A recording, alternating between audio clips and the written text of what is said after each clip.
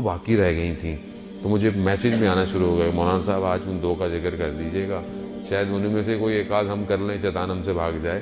تو بہرحال بعض اوقات تو شیطان خود ہمارے انسانوں کے دائرے میں ایسا ہوتا ہے کہ انسان شیطان سے نہیں بھاگ رہا ہوتا، شیطان ان سے بھاگ رہا ہوتا ہے۔ تو اللہ تعالیٰ بہرحال ہمیں دور رکھے ان خصلتوں سے کہ شیطان جو ہے وہ ہمارے قریب آئے، ایسی چیزیں نہ ہوں ہمارے اندر کہ ہمیں شیطان بولے کہ یہ تو میرا ہی پارٹی کا آدمی ہے، اس کے لیے تو مجھے کوئی مسئلہ نہیں ہے۔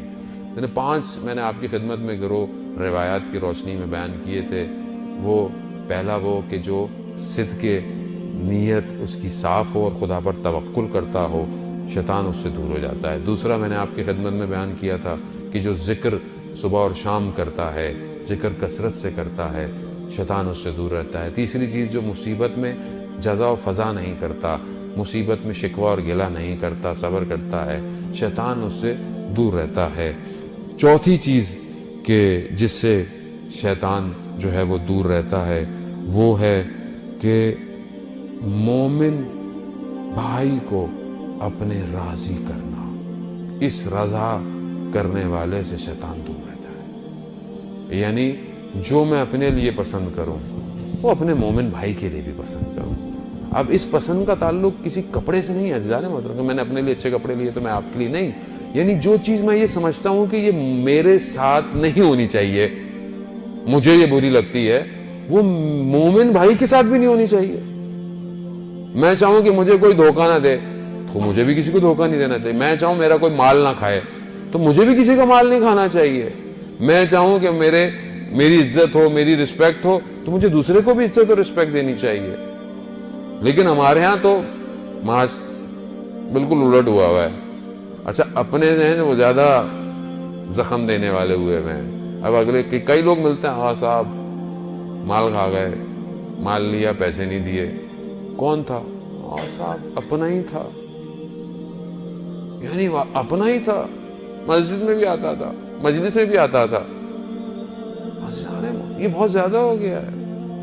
میں کیسے تصور کر سکتا ہوں کسی کا ایک درہم یا ایک ریال کھانا؟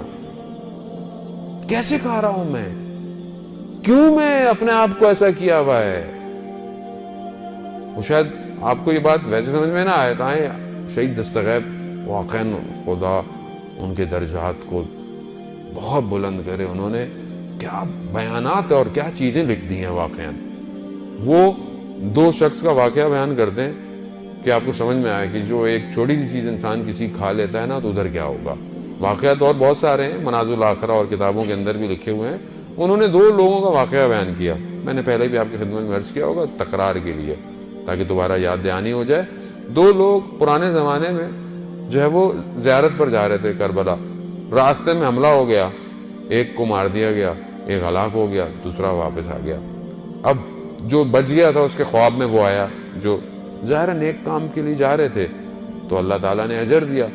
دیکھا کہ عالم برزخ میں مرنے کے بعد جب انسان قیامت سے پہلے ایک اور سٹیٹ ہے جہاں انسان جائے گا، وہاں عالم برزخ ہے، تو دیکھا کہ بڑی ہریالی ہے، بڑے باغ ہیں، بڑا خوش ہوا کہ بھئی تمہیں تو بڑی اچھی جگہ مل گئی۔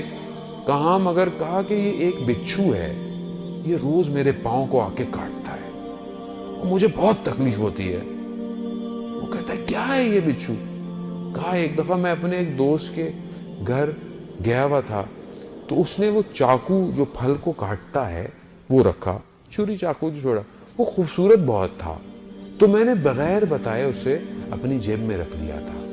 یہ وہ چاقو ہے جو بچھو کی صورت میں آ کے روز مجھے تکلیف دے رہا ہے۔ ایک چاقو کی کیا قیمت ہوگی اس زمانے میں بھی اور ابھی بھی کیا قیمت ہوگی؟ کیا کروں؟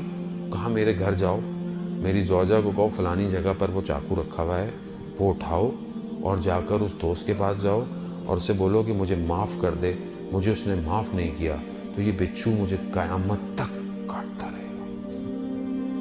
عزیزان محترم، یہاں تو ذرا سی تکلیف ہوتی ہے، ڈاکٹر، پٹیاں، ایمرجنسی، درد میں آرام آ ہی جاتا ہے، ہفتہ 10 دن مہینہ، وہاں عزیزان محترم یہ کسی کو نصیب ہوتا ہے جو خواب میں آگے اپنی بات بتا دیتے ہیں کہ یہ کر لو، ہر کسی کو نصیب نہیں ہے۔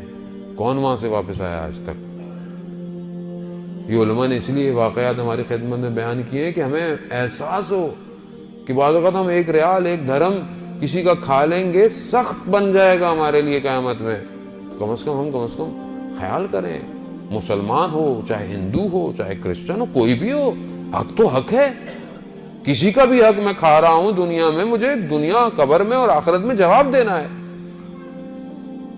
تو یہ وہ چیز ہے کہ اگر میں اپنے مومن بھائی کو راضی کروں تو شیطان مجھ سے کیا ہے، دور چلا جائے گا. عزیزان محترم، پانچویں اور آخری چیز کہ شیطان جس سے دور ہوتا ہے اس شخص سے دور ہوتا ہے، اس گروہ سے دور ہوتا ہے جو اللہ کے دیے ہوئے تقسیم پر راضی رہے. کہ اللہ نے جو تمہارے لیے تقسیم کر دے اس پہ راضی رہو.